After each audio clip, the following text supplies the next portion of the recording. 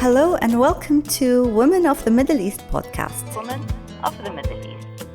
This podcast relates the realities of Arab women and their rich and diverse experiences. It aims to present the multiplicity of their voices and wishes to break overdue cultural stereotypes about women of the Middle East. My name is Ahel Malki. I'm a feminist, scholar, and educator. This is Women of the Middle East podcast. This is Season 4, Women Voices Across Genres, where I will be speaking to women producing feminist content across different genres and outlets. These courageous voices delve into untapped areas such as women with disability, hybrid identities, intergenerational trauma, feminist narrative and activism, and much, much more. I'm your host, Ahel Malki, contributing to creating a new narrative about us by us. This is Women of the Middle East podcast. Hello and welcome to Women of the Middle East podcast. I'm so happy today because we have Nisreen Haj Ahmad, whom I've been wanting to talk to for so long since I heard about her a year ago and her amazing work. Nisreen is a lawyer, researcher, change maker who builds communities of both practice and knowledge. She is transforming how social work looks like in the Arab world. Nisreen, welcome to Women of the Middle East podcast. Thank you so much for having me on board. I'm very excited and I listened to a few episodes of your podcast and I am happy to be here with you, Aman. Thank you, Nisreen. It's a pleasure. Nisreen, you have a really impressive bio, which I didn't want to go through because I'd like to hear your own story, your own narrative. Tell us a bit about yourself. So I'm a Palestinian, was born in Palestine and then moved to Jordan and grew up in Jordan. In Jordan, I went to school in this liberal co-ed school where I belonged to the basketball team. And that kind of formed part of my personality, belonging to a team, going for games, traveling for competition, being very disciplined in practice, training my body to follow suit, if I could say that. And after finishing school, I went to study law. I decided to study law because during those years in Jordan, we would cross the bridge to Palestine every summer to go see our family and relatives. And that journey, crossing the Israeli bridge and going through the humiliation of the inspections and the humiliation of the treatment, going back to your own country, but being questioned and prevented and viewing all that hardship every summer made me also want to become a lawyer. So I studied law and I went to University of Edinburgh to do my master's degree. During that period, my parents returned to live in Palestine. So I returned as well and joined the Palestinian negotiating team for the so-called peace talks. I was one of the legal advisors to the negotiations. And that is another very long story of 5 years of trying hard to find justice through negotiations and getting nowhere. So that took me perhaps to the third chapter in which I am in now. So I went back to university after being depressed with the talks and thinking, okay, negotiations doesn't get us justice. What does? And in university, I met this guy, Marshall Gans, at Harvard Kennedy School. He's my professor, my mentor, my teacher, and he has he's developed a unique way to organizing collective action, organizing communities to demand their rights. And I got attracted to it. And once I finished my learning there, I returned and established an organization called Ahel. And I'll tell you about it a little bit more later, but that's 11 years ago now. And in those 11 years, we've supported people to build communities, to demand their rights, to lead the change they want, Through this methodology, I learned and evolved with Marshall. And so far, we've supported 35 campaigns in the Arab world and in the North Maghreb, and they've built people power. They've built a way to collective work, to building teams, and they achieved their rights and the change they want. So, and I am a mother to a 20-year-old. You spoke about how, and I sensed your disappointment in terms of what happened in the so-called, as you said, peace talks. Are you still enthusiastic? Are you still optimistic? That kind of disappointment and pessimism that has been created through politics or emerged through politics is not rubbing on your work in Ahel and other endeavors? I'm still very enthusiastic about returning the power to the people, for the people to organize themselves, demand social and political and economic justice. And the past 11 years have been a blessing for me. I was able to be in touch and meet people from Yemen to Kuwait, Palestine, Syria, Lebanon, Iraq, Tunisia, Morocco. And there are so many examples that unfortunately not all of us know about. They're examples of working well together. They are right holders whose rights have been violated in a way or another. And they find enough resources among them to organize a journey, not one action, not one time, but a journey of continuous action to make their point, to demand their rights, and not to just sit and wait for change to happen. And they become role models to their children. I remember once in Jabal al-Mabit here in Jordan, I was in a celebration in a center called Ruwat, and this little girl gets passed from one row to the other, and she sits in my lap and says, "Are you Nisreen Haj Ahmad?" I say, "Yes, who are you?" And she says, "I am, this name." And I say, "Which grade are you?" And she said, "I'm in grade 3. Said, "How can I help you?" She said, "I heard that you help people organize themselves so that they demand their rights. I want to organize my colleagues in grade 3 to demand a right from the principal so that the bathrooms are cleaner. Can you help me?" And I said, "Sure, I'll help you, but how do you know about this?" And she said, "My mother is an organizer in a campaign for reading. And the mothers come to her house every Saturday to plan and lead this campaign to improve reading." So that's just one story how you see a simple campaign around reading, not even demanding rights, just changing a habit, can build a generation or can leave an impact on the generation. Recently in Iraq, we've supported a campaign where students organized themselves demanding that money, scholarships, university scholarships, be reserved for students who cannot afford to pay the tuition. And this is already in the Iraqi law. The Iraqi law says that the government has to supply scholarships for university students who can't afford it, but it's not implemented. And they organized one action.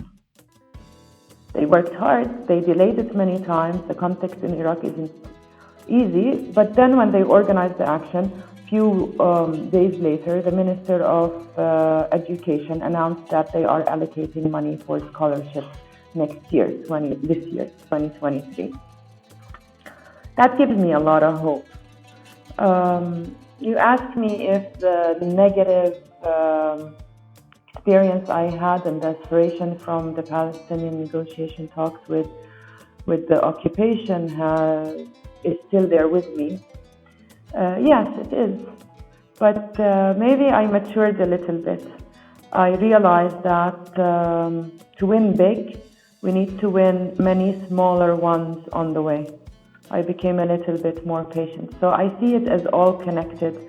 The little girl in Jabal al-Nadif, with the youth in Iraq, with the woman working against child marriage in Lebanon. I see it all as one journey that builds on each other, and no longer waiting for a big bang to change the whole Arab world. Tell me more about those campaigns. What did you do for women and girls in the MENA region? And then I want to know more about how do you connect with those maybe individuals or sub-communities on the ground? We are called Ahel, or we called ourselves Ahel, because we believe that people of the cause, those who have a personal story with the cause, like you said, the personal is political, are the most equipped to demand their rights, to bring about change, and they are the most deserving. So the word Ahel is from Quran. هو أهل المغفرة وهو أهل التقوى. And the word أهل means different things. هو أهل التقوى هو الله سبحانه وتعالى أكثر استحقاقا بالتقوى, deserves our piety, the most deserving. هو أهل المغفرة, Allah سبحانه وتعالى, God is the most capable of forgiveness. So the word أهل means most capable and most deserving. And we think that people with the cause, having a personal struggle, they are the best equipped to lead the change, to demand their rights. Now, it is maybe a little bit counterintuitive. Some people think, no, it's a burden. These women are oppressed, or they face a lot of violations. It's not fair to ask them to stand up for themselves and to demand the change. Others should do justice to them. We don't believe that. We believe that they are the strongest, despite the fact that they were a victim at some point. So our role is to go from victim to survivor too, but not stop there. We go from survivor to leader. I survived, let's say, injustice at work as a woman. I don't see myself as a victim, but that's not enough. I'm going to lead other women at work with me to collectively demand our rights. And then we go even further, from leader to organizer. How can I organize collective action, not just demand for me and the three around me? How can I organize the sector of women working in this industry to change policies on women's rights at work? So you asked me, what have you done for women? I answer, we do with them. We make sure that we support them. They lead and we support. They hear about us from another campaign. So we work with a group of women in Al-Biqa in Lebanon. They are women who were wed as children. They were wed very young. They're older now. And they heard about us, the Women Now Center heard about us from our work with another campaign called Families for Freedom. Also a campaign led by Syrian women. So we supported that campaign. It advanced. This campaign, this group of women heard about us and the Women Now organization. And they approached us, saying, can you work with us to build a campaign against child marriage in Al-Biqa, in southern Lebanon. Also in Palestine, we work with Palestinian Druze to refuse the obligatory army service in the occupational army. And they heard about us from another group, Bedouin group, who we were accompanying in Naqab, in Negev, to resist a draft law that will confiscate their land. So there's this way where someone is inspired by a campaign they heard about and reach out to us. The second way is that we take note of a huge, grave violation that is happening. And we go look for the leaders ourselves. So a few years ago, the ILO, the International Labour Organization, has completed a study on injustice that female teachers face in private schools in Jordan. The ILO approached us, and we said to the ILO, we don't work with any NGO or organization. We have to work with the people of the cause themselves, Ahel, the right holders. So can you bring those to us? And they said, we don't know where they are. Let's go together and find them. So we started going to the union, the teachers' union, to house meetings, running one-on-ones with individual teachers. And then we found a group of teachers who were ready to lead this campaign. And they were ready to lead that campaign because each one of them had a story with injustice. So just like you with me, you started with my story, we always start with stories, which is also a very feminist thing to do. And from there, we move on to a journey of accompanying. So we accompanied the women in Beqa to stop child marriage there. We accompanied the women who are teachers in private schools to stop injustice in their labor rights in private schools in Jordan. Amazing. So most of your work is actually on the ground. How did COVID affect the work in Ahel? And have you managed to transfer those campaigns into digital campaigns? And if you have, did it work? Yeah. So Ahel is now a team of 15 amazing people. And they're also a source of huge hope for me and maybe for each other. The first thing during COVID was, how do we stay as a strong team? How do we nurture ourselves and take care of our own motivation? So like many of us around the world, we went online. But we had rituals to be connected, rituals to read and learn together. We started reflecting on these Sufi stories and Juha stories to keep the morale, but also to stay connected. We would open every day with each other, half an hour coffee, and close the week together, celebrating our achievements and constant learning and growth. And our team is divided into 3 units. The coaching campaigns unit, and they're in charge of accompanying leaders and women in their campaigns and introducing them to the methodology, Marshall Gantt, and the one we developed. And then the second unit is teaching and learning. And in it, there's a beautiful team that teaches organizing in workshops and in online courses and in offline courses. And then the third one is Ahel Network.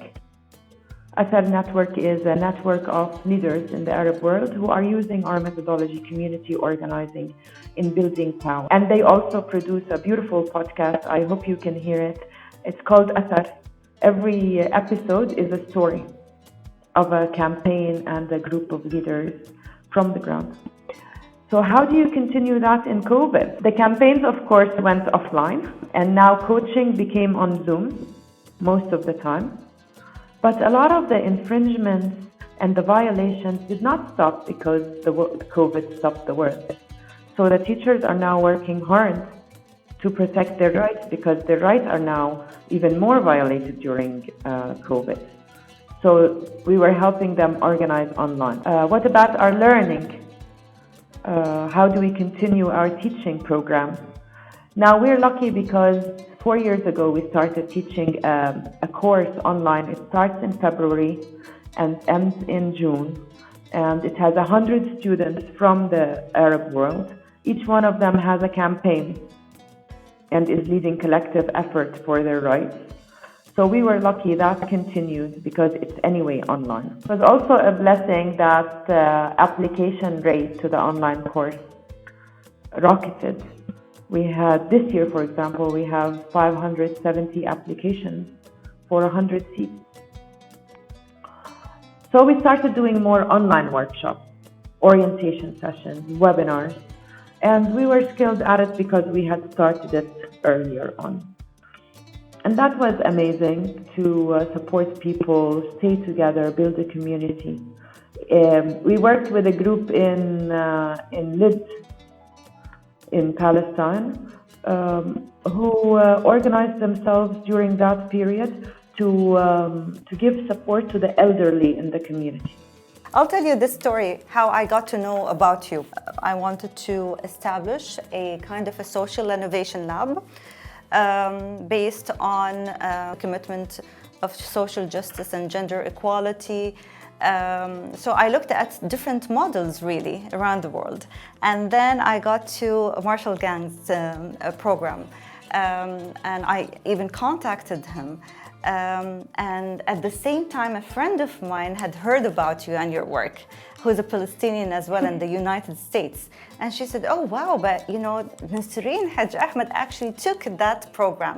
And the amazing thing that she has done is she took it and she localized it. And I said, okay, so now here is a woman who went into this program knowing exactly what she wanted. Tell me more about even the knowledge and the knowledge transfer that comes out of this program.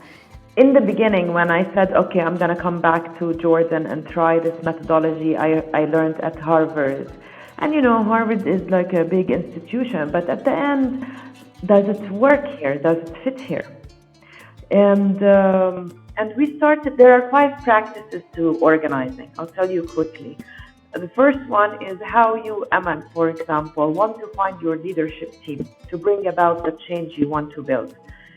And how do you use stories for that? So that's practice 1, public narrative. And the second one is how do you build relations to nurture commitment? Many people ask us, like, how do I keep people committed? How do I keep people motivated? And yes, they are motivated to the cause. They are motivated to their own story, but there's also something we can do together in our relationship to motivate and protect commitment. How do we do it? So that's the second practice.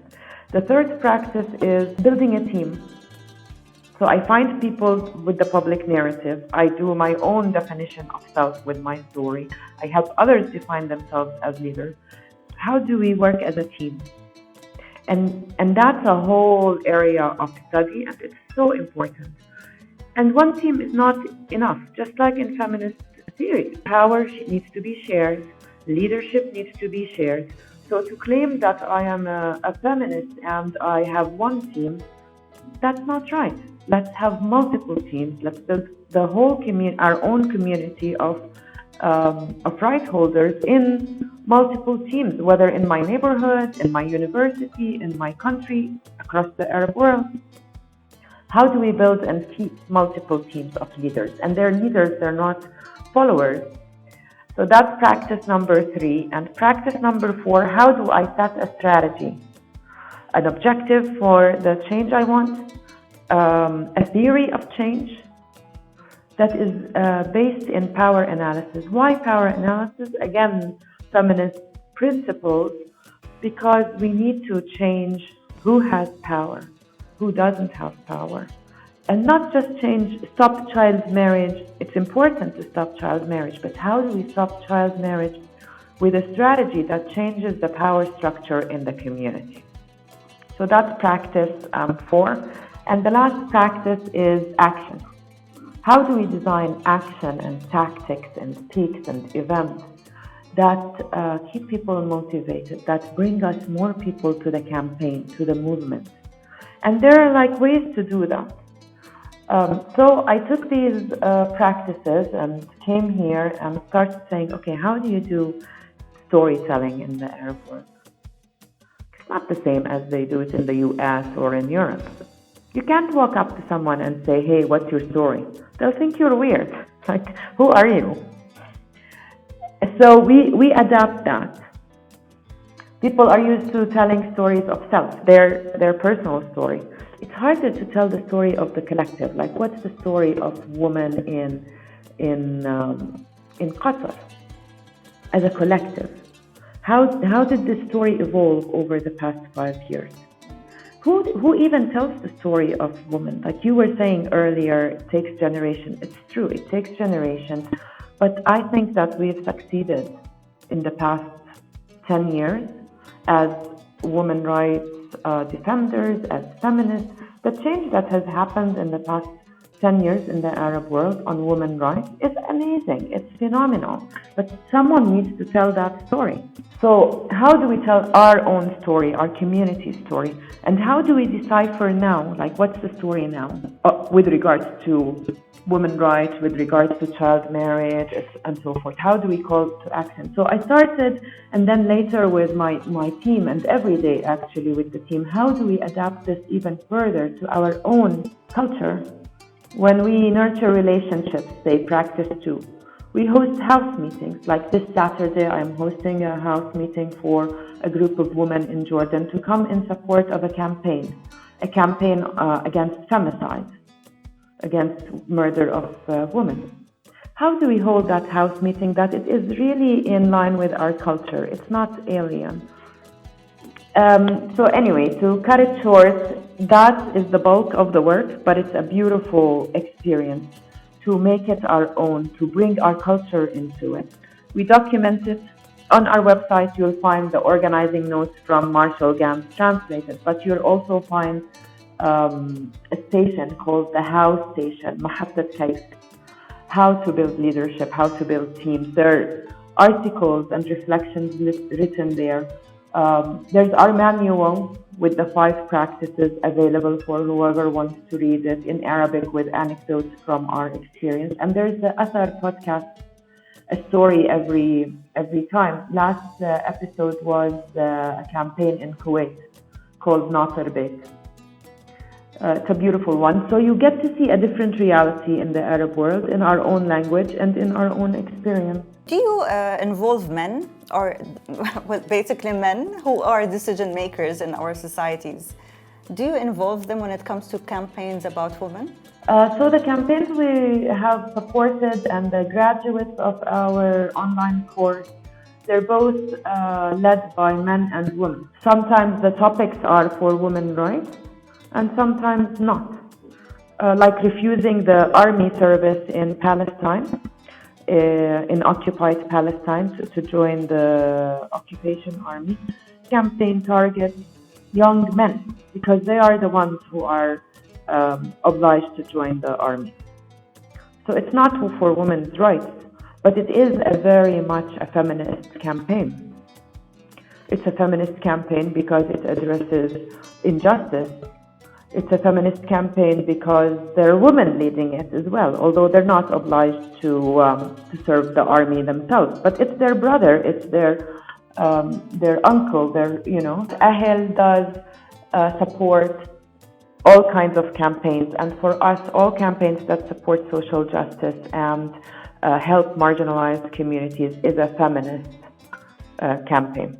Now, with regards to campaigns that demand women's rights, and they are led by women as well, yes, we engage men. They engage men without giving men the driver's seat. So, La Tkabruna campaign against child marriage, they built 12 leadership teams, and last year they broke 150 engagements. These teams, they have some men in them. They asked men to support in talking to the father, but the father who would break the engagement of his daughter or help her break the engagement. There are men that are supporting in tactics. There are men that are members in the leadership team. But the leadership is for the woman. They go to Dar al-Ifta, to the judges. They go to the sheikhs who write the contract. They talk to them, they share their stories, how this leads to injustice. And that's why even the power dynamic in the family, with the husband, with the son, with the mother-in-law, that's also shifts. Last month we had the convening of the 18 campaigns here in the Dead Sea in Jordan. And we were listening, they were sharing the learning they had with each other and the tactics that work and how they stay committed and motivated. And one woman said that she was out in the neighborhood collecting signature on a petition she and her campaign were leading. And her son came back home saying that my friends in the street told me that your mom is leading a campaign and she's collecting petitions. And his mom said, yes, indeed, that's what we're doing. And he said, I'm very proud of you. She was moved. Lovely, of course. These things matter, you know, in the dynamics in the family. Of course, of course. So it all starts with the family. Who are the funders of such campaigns? Who cares that much about those many communities here and there? So here are two answers. Answer number one is that, also in line with feminist principles, we are all resourceful. We have a lot of resources. We are rich, regardless of what made us think that we are lacking. I mean, yeah, there is economic injustice. I'm not denying that, but there are resources. So when we coach a campaign, we always start with, let's take stock of our resources. If you have 18 people in the room, you have 18 homes. You have 18 rooftops. You probably have all these bodies and feet. We have creativity. We have love. We have singing. We have acting. We have cooking. We have so many things if we are a community. So first answer is we have to confirm first and take stock of the resources we have. And once we do, you realize that you don't need much for a campaign. Like the anti-child marriage campaign in Lebanon. The women who were married as children, they used to go visit the next door and to share her story and the impact of child marriage on her, with the mother, with the teenager there. Even transportation, not that much when you're working in a community and you have multiple teams. You have a team for every neighborhood. Maybe sometimes you need communication cards or a little bit for transportation. When you have a demonstration, maybe you need to print a banner, but it's nicer if you draw it. So once you shift your thinking about what are the resources you need when you talk about a campaign on the ground, the missing resources are not much. Campaign we worked with in the past against what's so-called honor crimes. They sold bracelets, they sold t-shirts, they sold mugs. They found the print houses and they've convinced them of the campaign. The printing shops joined them, so they printed that for them pro bono. Another campaign made a small fund of interested men and women, like you and me, and we put 100 JDs there, 200 JDs, $200 there, and that made a small fund that they draw on. So that's the second answer, and the last answer is our fees, Ahel's fees. So I told you about the campaign called قم مع المعلم, Stand Up with the Teachers for Women Teachers' Rights in Jordan. The ILO covered our fees. So we didn't ask the teachers to pay our fees.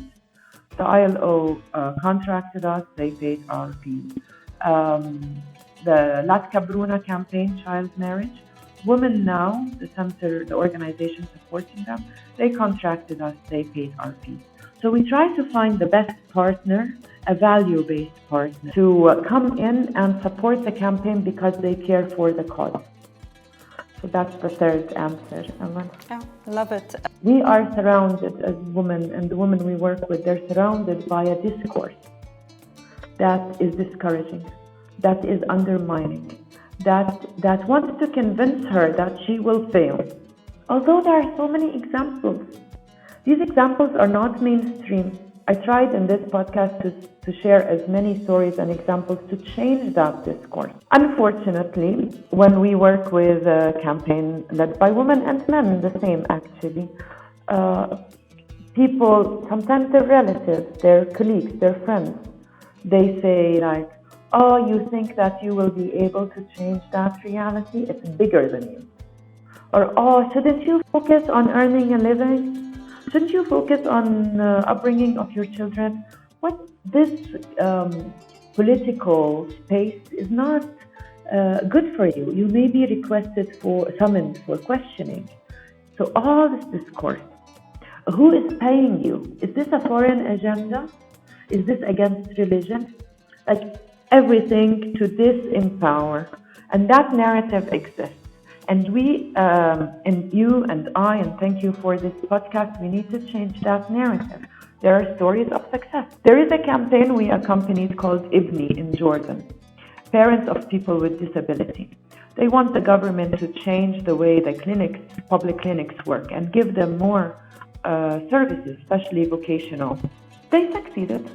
They worked for a year during COVID. It wasn't easy. It's not like, oh, poor them, people with disability, let's give them a right. That's not how it works. They worked really hard. The Minister of Health refused to see them in the beginning. They sent him 1,000 messages on WhatsApp, each one with her story saying, we need to see you. He saw them. They collected 12,000 petition signatures. That happened. We should stop saying that it is impossible. So I feel the first hurdle is each one around us. That it should not be acceptable for someone to tell anyone, you cannot. It is not possible. The political picture is hard. What agenda do you carry, And instead say, yes, there are examples. They're recorded on our podcast. You hear them in your podcast as well. So we need to change that discourse. That's the first hurdle. And the second hurdle, I think, is the tightening of political space. Now, in each one of the Arab countries, there's the electronic crime law. You worry to write your opinion openly against normalization, for example. You worry writing your opinion against arrest, illegal administrative detention, because there is this electronic crime law. Whereas you would think that the role would be to protect us, right? We are harassed online. The harassment we face online actually can be rendered and transferred into the physical, sphere as well. And you would think that this is their role, to protect us, women. Instead, what they do is, as you said, unfortunately, the spaces of freedom, the freedom of speech in the Arab world have really shrunk. Exactly. And what do we do in this situation? That's the question. The hurdle is, as you rightly said, freedom of expression, freedom of organizing, and freedom of association. Unions, associations have decreased, and they're decreasing. What do? Do we say, let's give up, let the media handle the war? Do we say, let public opinion leaders and influencers call for our rights? Let Amnesty International and Human Rights Watch raise it? Or do we say, okay, what are the pathways, the avenues that we can act given this restriction? Because acting on its own is resilience, is resistance. What other tactics? How can we protect ourselves? What digital security do we need to learn? Are there lawyers on call to help us? And here I think comes the last point I'll make. Yes, we are hopeful, and yes, we are romantic and dreamy, nothing wrong with that. We are also realistic. And realistic means that in this current culture and narrative, this current restriction on freedom of expression, it will probably take us 4 or 5 attempts to achieve the change we want. To think that we will do a demonstration or a call to action, and the world should change, and the decision maker should change his mind, and people should stop infringing or violating labor rights, in my opinion, is naive, given the context. So anyone we work with, we say, this is going to take you 6, 7 attempts. How will you be resilient? How will you go on? You're not going to win from the first go, not the second go, maybe in a different country, maybe in Iceland, maybe in Norway. In this part of the world, it's going to take you 4 or 5 attempts. What do you need to do? And the answer is at the heart of what you and I believe, which is we build other people's leadership for us to continue, for new generations of leaders. And we build multiple teams in our campaign, because if one team is tired, one team is it dismantles, then there are other teams that will continue the carrying of the torch. And we change the discourse that it will take more than 1 attempt, and we know that, and we're willing to keep going until we win. And we will be creative. So I think that's the reframing of the success mentality and the discourse of what gets us there. Yes, and never give up. I love it. It takes several attempts, 4, 5, 6, 7, no one knows, to build your resilience. And you have to be resilient, not just to achieve what you wanted to achieve, but also to pass it on. And this is exactly what you have done, Nisreen. I can't tell you how grateful I am for your work and what you are doing for all of us. You have that heart of a leader. Thank you for doing this for all of us, all women, all feminists, men and women who believe in social justice, and our ability to be the agents of our own stories. Thank you so much, Amal. Beautiful words to end our conversation. I love it. I hope we'll meet soon again pleasure, here really, or really in Jordan or in Qatar or wherever you will be. I'd love to introduce you to my team. Thank you for listening and watching. To stay up to date with Women of the Middle East podcast, you can subscribe and don't forget to rate us. If you would like to contact me directly, you can do so on Instagram or Twitter or via email. This is Women of the Middle East podcast.